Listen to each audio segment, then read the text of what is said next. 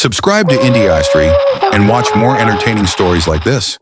You all must have heard of Arsenal Football Club, but did you know that the ground where Arsenal played for nearly 90 years has been considered haunted since 1934? Almost 100 years ago, a man named Herbert Chapman used to live there. He was the manager of Arsenal Football Club at the time.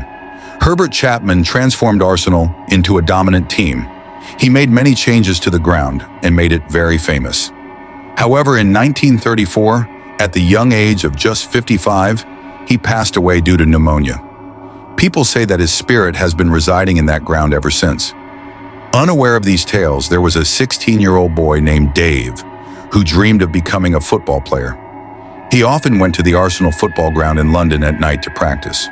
One night, while he was practicing alone for his next football match, he felt like a shadow was following him. He couldn't concentrate on his game properly.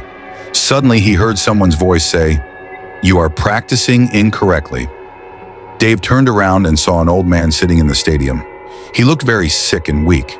There were dark circles under his eyes and his face was covered in deep wrinkles. Half of his hair had fallen out. The old man slowly got up from his chair and staggered toward Dave. Dave was a little scared seeing him. He left his football and started to walk out of the ground, but he heard the old man's voice again. "What happened? Don't you want to play for Arsenal?" Dave was now feeling uneasy. He started running quickly, but then a football hit his back hard. When Dave turned around, he saw that the old man was standing right in front of him. The man grabbed Dave's hand tightly. The old man smiled at Dave, but his grip was very strong. In a rush, Dave tried to free his hand and push the old man. As soon as the old man fell to the ground, he disappeared. It felt to Dave as though the man had sunk into the ground. He ran to the ground staff and told them everything. The staff listened to him, smiled, and told Dave the story of Herbert Chapman.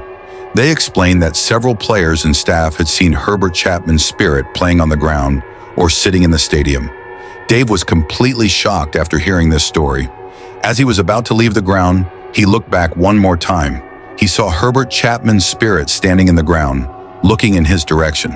In 2006, that ground was renovated and turned into a residential complex. People say that Herbert Chapman's spirit still appears in the gardens of that place. What do you think? Could this story be true? Let us know your thoughts in the comments. And don't forget to subscribe to indiAIstory and hit the bell icon.